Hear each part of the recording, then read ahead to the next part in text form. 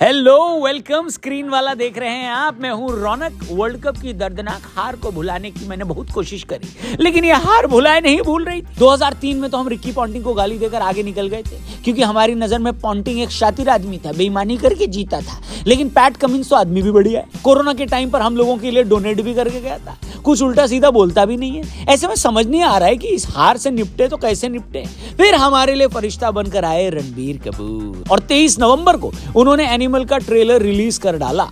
अब मेरे आसपास हर कोई वर्ल्ड कप फाइनल की हार भूलकर एनिमल ट्रेलर की बात कर रहा है। फिल्म का बज़ इतना है कि दिसंबर में अब लोगों को शाहरुख खान से पहले रणबीर कपूर का इंतजार है, क्योंकि फिल्म इतनी जबरदस्त है। इसीलिए विक्की कौशल भाई को हाथ जोड़कर सॉरी बोलूंगा, लेकिन हम तो पहले एनिमल ही देखने जाएंगे। मतलब स्क्रीन वाला पर आपको सैम बहादुर का भी रिव्यू देखने को मिलेगा, लेकिन एक अकेली जान दो फिल्मों को एक साथ तो नहीं देख सकता ना मैं। इसीलिए अपन तो पहले एनिमल जाएंगे, और हमारे हिसाब से तो एनिमल जितना भी आप सोच रहे हैं उससे बेहतर परफॉर्म करेगी। आज की वीडियो में इसी के बारे में बात करेंगे कि आखिर ऐसा क्यों लग रहा है।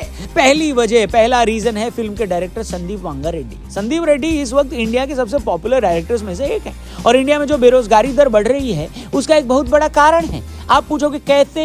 अरे भाई, एनिमल फिल्म में वही डायरेक्टर है, वही लेखक है, वही एडिटर है, तीनों लोगों का काम अकेले कर रहे हैं, तो 2 लोगों को बेरोजगार कर दिया कि नहीं कर दिया मित्रों? लेकिन मजाक से हटके वैसे तो एनिमल उनकी तीसरी ही फिल्म है, और अगर बॉलीवुड में देखें तो दूसरी। लेकिन इसके बावजूद जिस तरीके की हाइप उनकी पिक्चरें क्रिएट करती हैं, लाजवाब है वो। संदीप रेड्डी की फिल्मों के बाद उनकी फिल्मों पर लंबे समय तक चर्चा होती है, और चर्चा नेगेटिव और पॉजिटिव दोनों ही तरह की होती है, लेकिन उनकी फिल्म में सेंटर स्टेज कंटेंट ही लेता है। जैसे कबीर सिंह की बात कर लो, उसमें बहुत लंबे समय तक ये चर्चा हुई कि शाहिद कपूर का कैरेक्टर टॉक्सिक था, वो वायलेंस करता था। इस डिबेट के आप चाहे जिस तरफ खड़े हो, लेकिन आप खड़े जरूर थे, या तो इस तरफ या उस तरफ, है कि नहीं? आपका एक टेक ओपिनियन जरूर होता था। वैसे भी उस वक्त संदीप रेड्डी से जब पूछा गया कि फिल्म में वायलेंस बहुत है, तो उन्होंने कहा अगर आपको ये वायलेंस लग रहा है ना, तो आपको हमारी अगली फिल्म देखनी चाहिए। तो लीजिए, उनकी अगली फिल्म आ रही है और उन्होंने अपना वादा पूरा किया। एनिमल में आपको इतना वायलेंस दिखेगा कि इलाका धुआं धुआं हो जाएगा। खैर, वजह नंबर 2 पर आते। रीजन नंबर 2, रणबीर कपूर की एक्टिंग।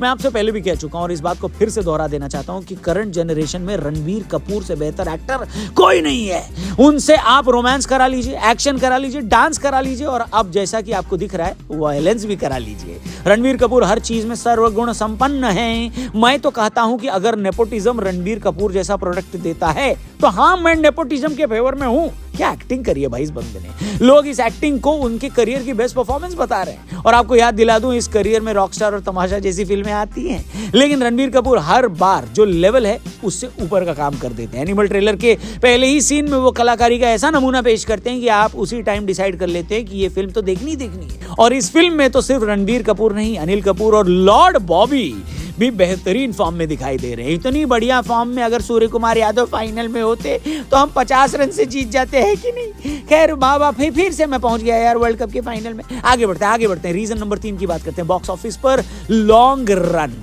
एनिमल 1 दिसंबर को रिलीज हो रही है, और उसी दिन विक्की कौशल की सैम बहादुर भी रिलीज हो रही है। इससे फिल्म के कलेक्शन पर असर तो पड़ेगा, लेकिन जरा एनिमल की पुरानी रिलीज डेट देखिए। पहले इसको इंडिपेंडेंस डे वाले वीकेंड पर रिलीज होना था, जिसमें ऑलरेडी गदर और ओ माय गॉड रिलीज हो रही थी। बाद में पोस्ट प्रोडक्शन वर्क कंप्लीट न होने की वजह से इसको डिले कर दिया गया था। अब जरा सोचिए, अगर पुराने वाले वीकेंड पर फिल्म रिलीज हो रही होती तो उसका सामना ऑलरेडी गदर जैसी फिल्म से होता, जिसकी नॉस्टैल्जिया वैल्यू बहुत ज्यादा थी।